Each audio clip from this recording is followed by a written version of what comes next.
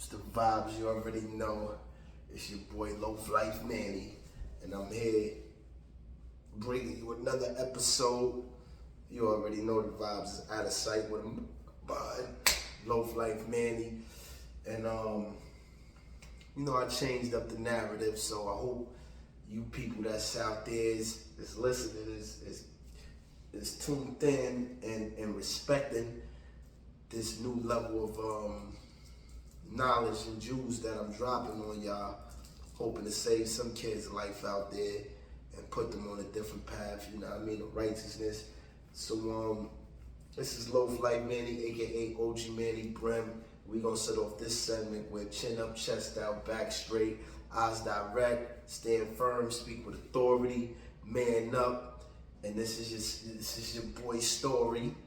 You know what I mean? And in my opinion, through life, through my view, through my perception, and I was watching Pimp's OG Pimp, one of the forefathers of GKB, you know what I mean? And I met the brother Pimp in 2012, you know what I mean, in Southport. You know, we both was going for a urinalysis, and we ended up next to each other. You feel me? Because they had these little ass, yo, it's so crazy. It's like a locker. Have you ever pictured a school locker? A little bit bigger. That's what we had to go into, to stand up, to wait to give the police a urinalysis. You feel me? For suspicion. We was all in Southport, which is a box. They shut it down because it's inhumane. It was considered inhumane after all them years. But this is 2012. We was in Southport. And like I said, I don't got nothing bad to talk about with Pimp, man. The stories, I heard them, disregard them. The brother, I met him. He taught me some history about Fast Track, where they got some of the nicknames from, you know what I mean, like Black and Deadly and Two Gun Harry and all of that shit from the first generation of the 200 Deeps, the codes that was put out. You know, he gave me some good valuable information, knowledge.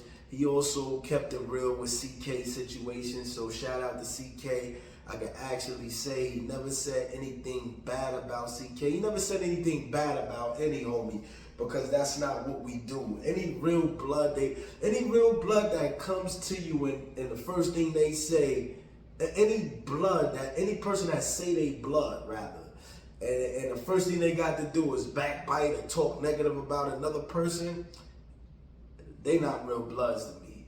You understand what I'm saying? Because what I consider a real blood is an individual who, despite what another brother has been through or gone through, he hold that information sacred. And we address them individuals accordingly as we come across them. So when you hear these individuals get on here and they make fun of other people and they talk about other situations and shit like that, 9 times out of 10 there's 2 things involved. Either they looking for clout or they just disregarded the rules. And this topic in this segment is about rules. You know what I mean? And I'm going to give this message to all the youth and everybody that's looking to be a part of a gang. It's valuable lessons you're going to learn in this segment right here if you pay attention. So I heard Pimp talking, and the topic that he talked about, it kind of bothered me, but it led me to creating this interview right here that you're getting. And the reason why is because I've been a victim of following rules. I've been stern, firm, an adamant soldier in the field. And my biggest thing was knowledge, knowing your shit. It was a point in time where I came in this, like I said, during the end of the first generation around 97, and it was mandatory that you knew your history. It was mandatory that you knew your rules and regulations. It was mandatory you knew your 5.0. It was mandatory you knew the 15 articles. It was mandatory that you knew everything that was ideology, everything that founded and gave Damu its structure. You had to know it in that time and era, up until 2001, where shit went independent. So I only choose to speak on this because I expected more from Pimp and his art and his interview. And maybe we'll talk on a later note. Maybe I'll get with him and we can discuss a few things. But I just want the people out there to know this is what fucked up our culture, right? The bending and the breaking of rules. Now, I heard Shaquille, I heard a lot of other brothers from the first generation make statements in regards of Mac, OG Rap. You heard? Yes, I said it, OG Rap. He would never get the proper respect from me due to the fact of how he misled and how he told. You feel me? So those things right there discredit an individual from everything that he has done before. And as I told other brothers, no, I shouldn't be having I shouldn't have a negative disposition towards him because he gave life to a culture which today exists and everybody is repping it. But with the way I feel is like Bloods would have been over here regardless if he started it or not. It probably would have came as early, probably would have came later, but who knows? What I do know is that Bloods been coming from the West Coast all around the world, so they would have eventually made their way over here too.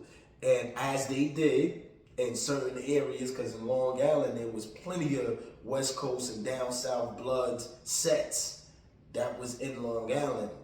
You feel what I'm saying? That came, especially the Pyrus. They was heavy, you feel me, on the East Coast, and Mac had nothing to do with that. You feel me? The Fruittown Brims was heavy in Jersey. The Rolling 20 Bloods, they was heavy in Long Island and in Jersey and in Brooklyn. Like, so it was like different sets came about. The Lanes, the Denver Lanes, the Crenshaw Mafias, they was heavy out here in the Millennium. So it's a lot of sets that made its way over here, and Mac had nothing to do with bringing them here.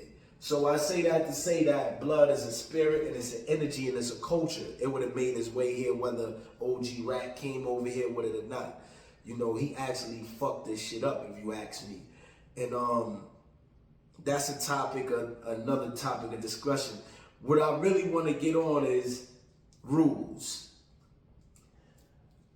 For all those who believe that this culture is fixed on principle and rules, they are there, but it's not highly followed and favored. In fact, in today's world, people do more of what they want to do than what they're supposed to do. And that's the reason why the culture has diminished and went down. Like, this is the reason why we got so many setbacks here on the East Coast.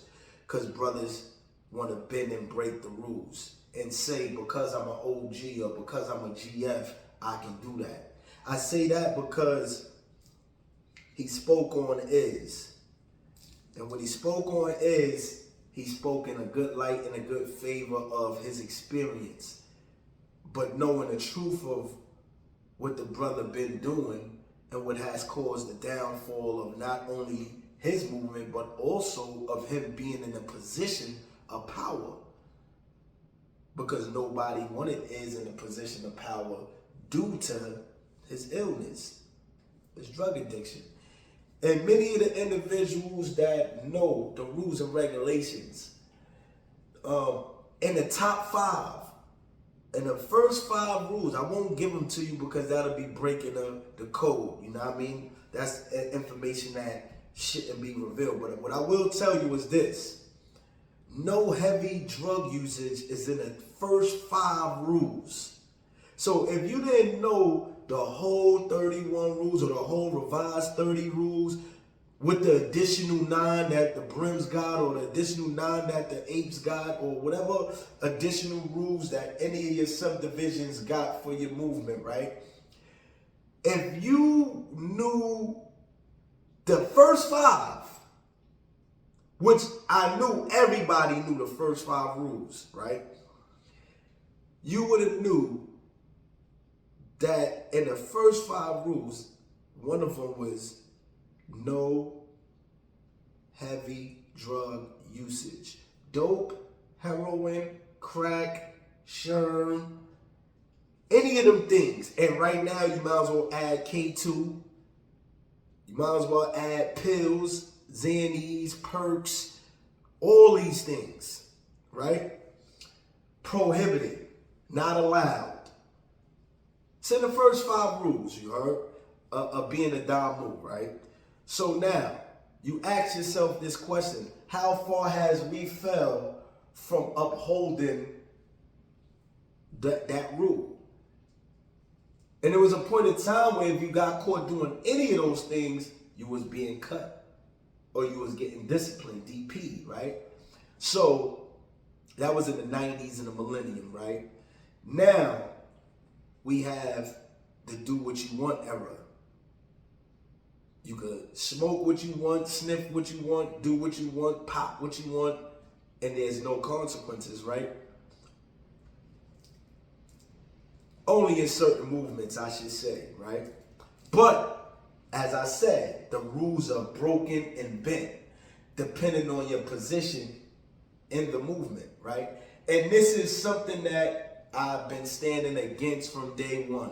Right is right, wrong is wrong. There is no if you wrong, you still right. That's another thing I diminished. It's a lot of things that us as Damus feel like, okay, we gotta uphold this type of honor. We gotta uphold this type of principle and standard, right? But if we don't enforce it, then what happens? It's bound to break. So, what a lot of the first generation brothers fail to understand, and this is coming from me, a second generation homie, you feel me, who actually honored and valued all these brothers that I see before me on TV, and even more, that's in a penitentiary still to this day, or at home somewhere, right?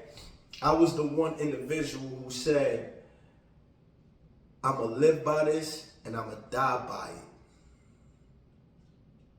it. Everywhere I go, I'm going to spit it, I'm going to live it, and I'm going to die by it. So when I came up north and I ran into a lot of these brothers, because I ran into Iz in upstate, I ran into Iz in Comstock, I ran into a lot of brothers that disappointed me and hurt me on a different level because I expected more.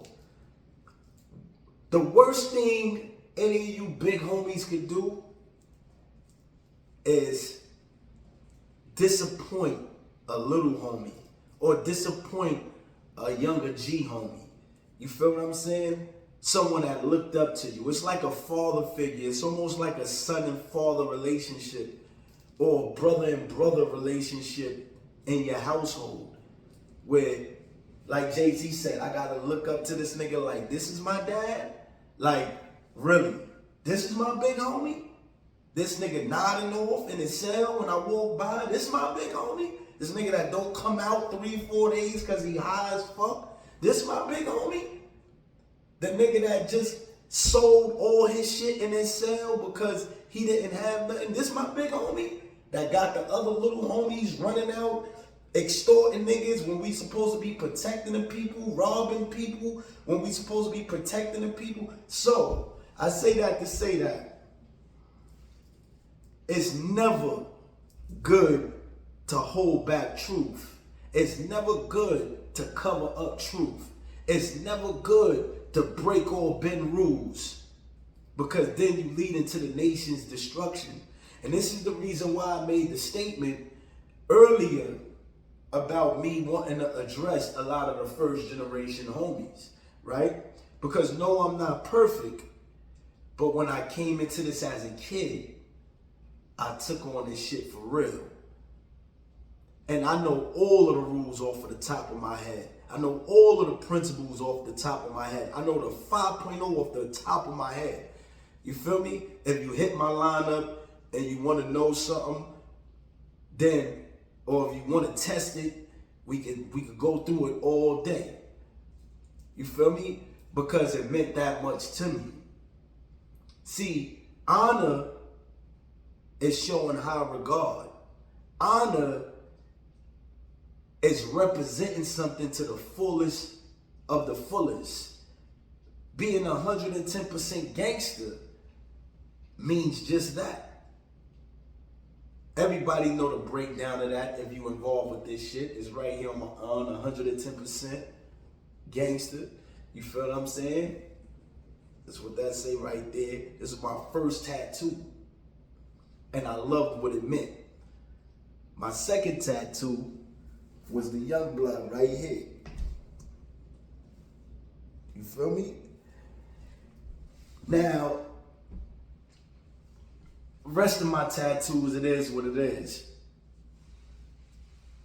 The principles: love, loyalty, honor, trust, and respect.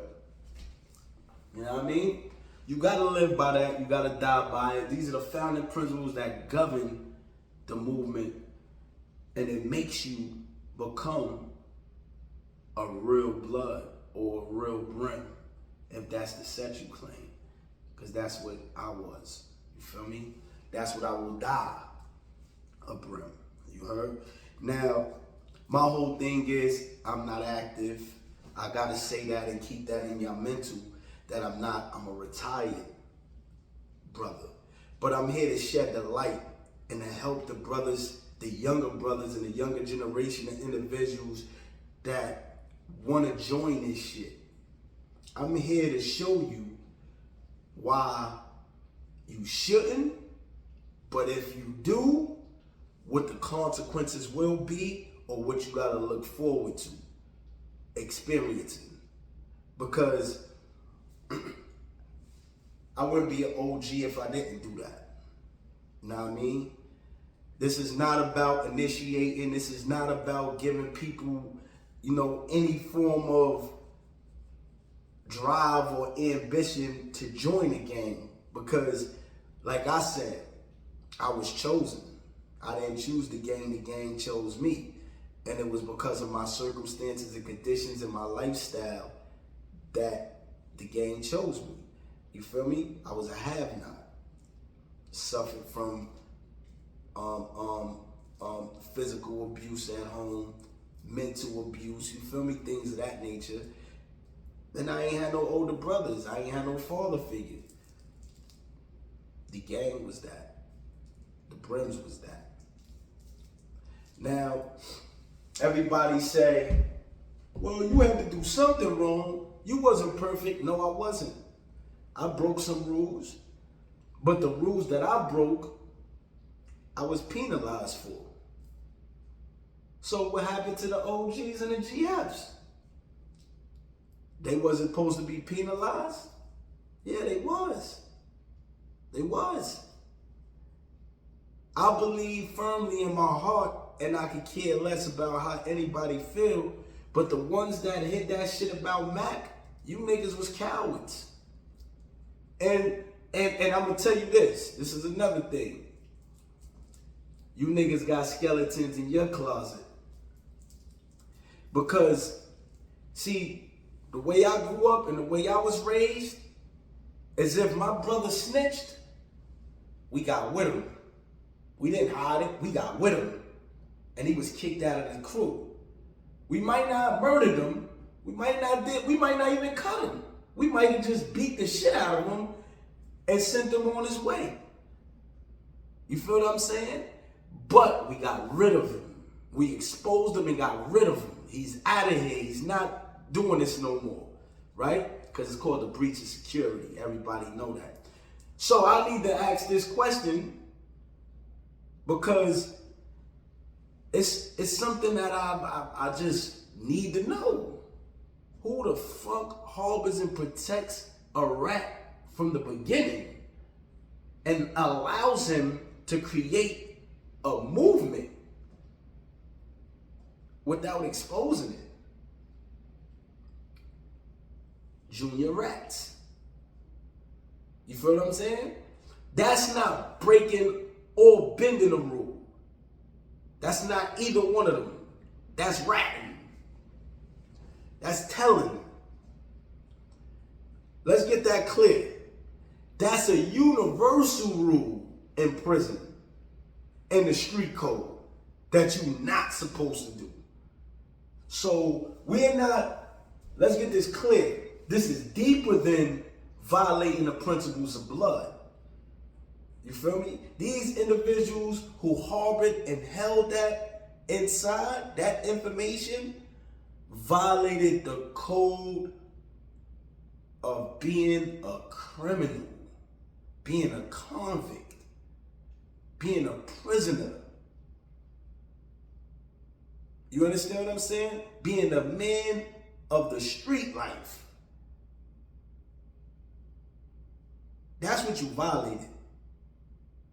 So many people was doing life. I can never tell, not only because it's not in my DNA to tell, but also because of my experiences of being incarcerated up north behind the walls for all the years I was, and having neighbors and comrades who were serving life for somebody telling on them. I seen many of people cry. I seen many of people break down, lose their mind. I seen all type of shit up north that touched me. So I can't come in these streets and I can't be around a nigga that I know ratted.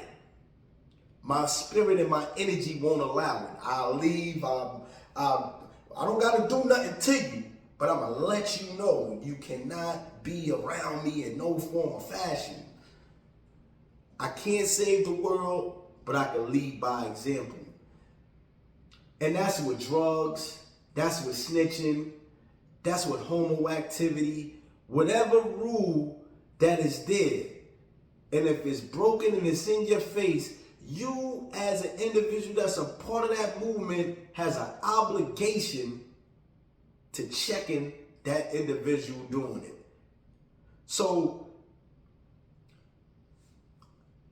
Pimp, I'm gonna let you know something. And maybe it's because the people that play in that same realm, like a snitch is gonna cover up a snitch. A dope fiend is gonna cover up a dope fiend. Anybody that's doing any rule breaker, they're gonna team up with the other rule breakers or the other individuals that's doing the same shit they doing, and they gonna keep it a secret until it unfolds. But y'all see what happened with keeping shit like that a secret? It destroyed the whole nation. The UBN fell to pieces because it was created off of lies. That's the truth. The Damu culture on the East Coast, let me correct this, let me rectify this. The UBN of the East Coast fell to pieces in 2001 and crumbled over lies, over jealousy, over favoritism, and over deceit, right?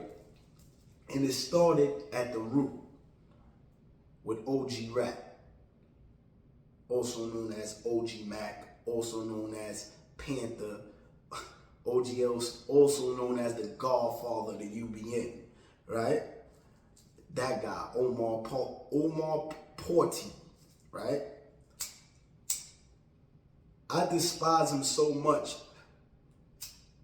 and I say this with conviction, because he got the West Coast looking at us like suckers, like we copycats, like we busters, whatever they want to look at us as. they have every right to. I'm going to be the first New York blood to tell you this.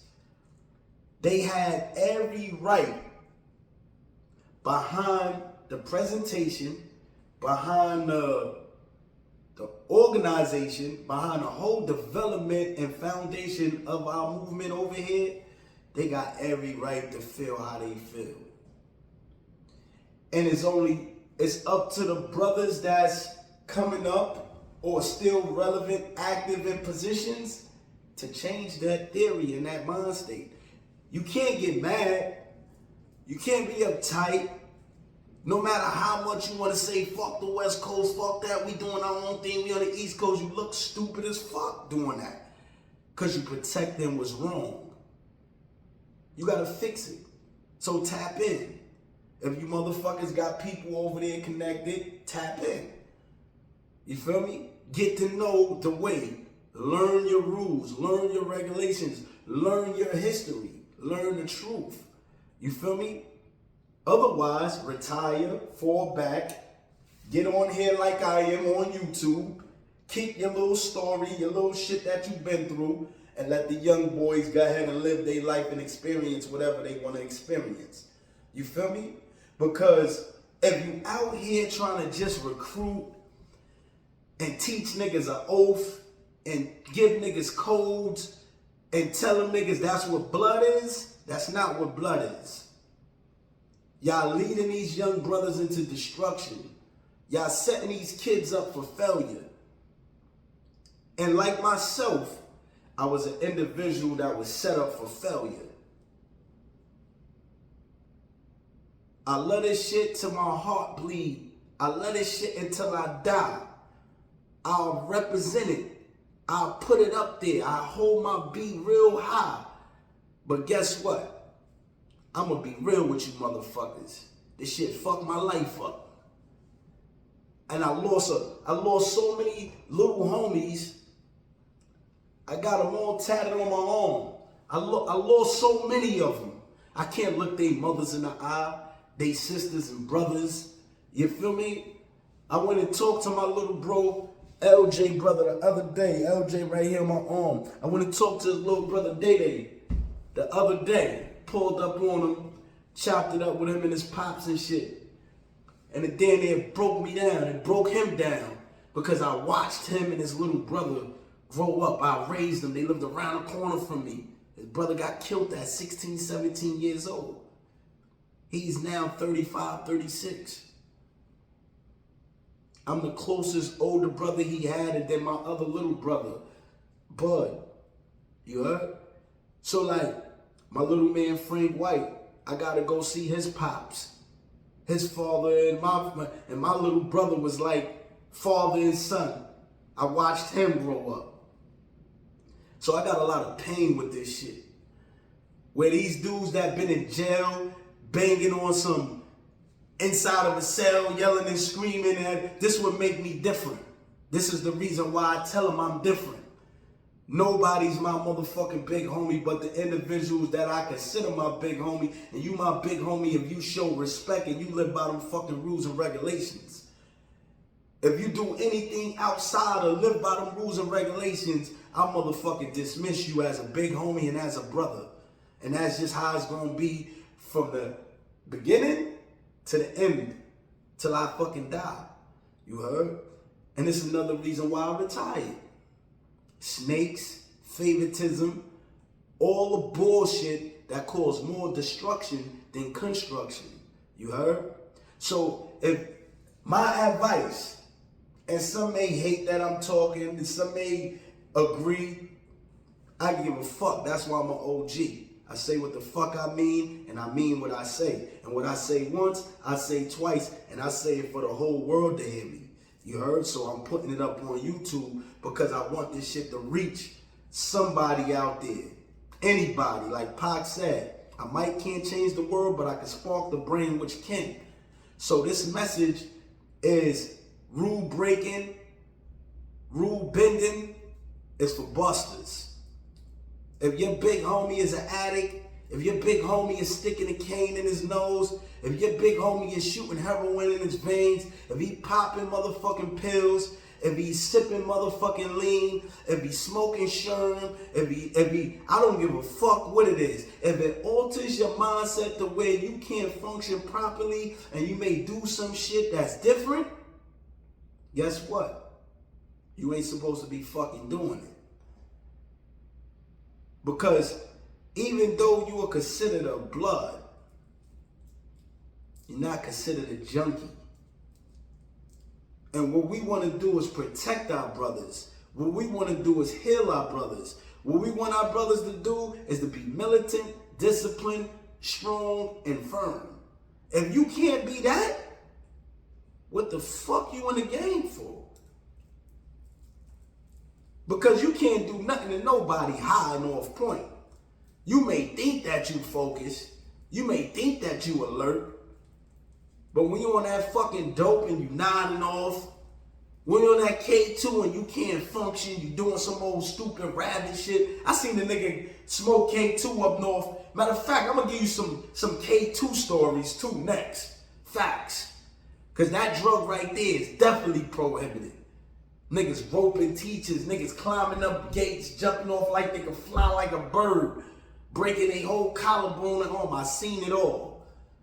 And this is what you want your brother to smoke? No. You want your brother shitting on himself because he's so high off of dope, and once he go through withdrawal, he can't control his bowels? You want your bro so high off of coke that he can't function, his eyes is this big, and he running around doing mad speeding, doing dumb shit all day? No. Or you want your brother high off of pills, off of Xanny, the way he sleep in the car and he get knocked on the side of the road with drugs and a hammer like some of my homeboys did? Nah. That's not militant. That's not disciplined. That's not sturdy. That's called junkie life. If you want to be a fucking junkie, guess what? Be neutral and do what the fuck you want to do. That's it. But you brothers that's in there, that's living that lifestyle, you gotta hold them people accountable. You feel me? Because it's not helping your movement. It's hurting your movement. It's harming your movement. You feel me? So I say that to say this. You don't gotta be a super blood. You don't gotta be a super crip, a super GD, a super anything to enforce the rules. You just gotta be someone that's real and down for your movement. And you gotta care for your people and your brother. If you in this shit for any type of game, guess what? You won't make it too far. You will be exposed eventually, like Mac, like all these other bozos. They get exposed. Know why they getting exposed? Because their intentions wasn't pure. It wasn't. Motherfuckers like, yo, but you still a reflection of him because he brought it over here and you on the East Coast. What the fuck is wrong with you niggas? Y'all niggas, that nigga Mac had these niggas brainwashed so much, they was around calling themselves Mac babies. Knowing the nigga a rap, you was still a Mac baby, a Mac boy. Not me. Fuck are you talking about? I didn't know that nigga. I didn't turn blood because of that nigga. You feel me? Never will be. Don't consider me it. I might smack your head off. I might cold do something foul to you if you ever consider me a Mac boy. If you ever consider me anything related to a rap. You heard? You won't get nothing good out of me when a nigga ratted or told or did some buster shit. You know, no. You get no homage, nigga. You feel me? None of you niggas get homage. If you broke rules, if you destroyed the movement, if you helped destroy the movement, you don't get no homage. You don't get no big ups. You don't get none of that from me. You heard? Like straight like that. And when I was in the field, when I was up north, I stomped the same way. So don't think that I'm behind the camera just talking the talk. No, my weight was up north, my shit was up, and I stomped them yards, living by the rules and regulations. And if you didn't, or if you didn't live by it in my presence, you was gone, you was out of there. Facts. I ain't even fuck what hood you was, what nation you was. And that's on everything. I was the individual that even during a war with the UBN and the Brims and Stones, I created the peace in Attica Correctional Facility.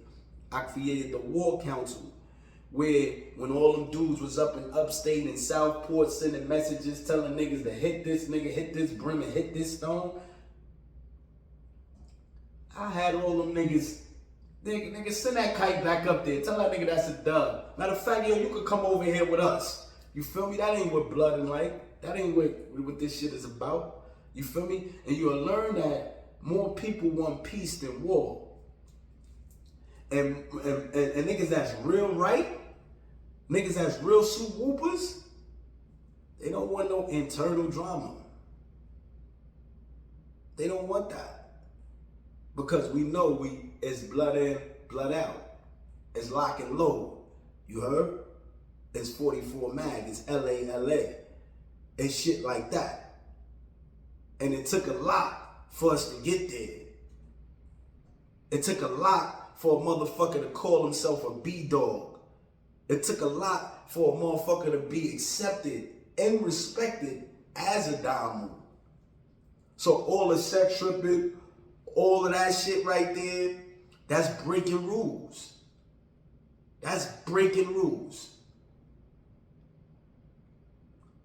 If you're not here for, like I said, for productivity, if you're not here to better yourself, if you're not here to uplift the people, you're here to break rules. Always remember that. All you people out there that's looking at these YouTube views and seeing motherfuckers and looking at us like we goofies and like, yo, these niggas just telling stories. They say the same shit. We heard that story before. Well, guess what? You gonna hear it again. You gonna hear it again. You gonna hear it again. Because everybody's life is different. We experience similar shit, but all of our perception and all of our, thoughts is different. So you're gonna keep hearing these stories, similar deliveries, but they're never gonna be the same. You feel me? Breaking rules, bending rules is for who? Busters. It's for suckers. Enforcing rules is for gangsters. It's Loaf, Lyfe, Manny, and that's my segment on bending and breaking rules. It's a lot that come with being a G, and one of them comes with discipline. Chin up, chest out, back straight, eyes direct, stand firm, speak with authority, man up. It's Loaf, Lyfe, Manny, I'm out.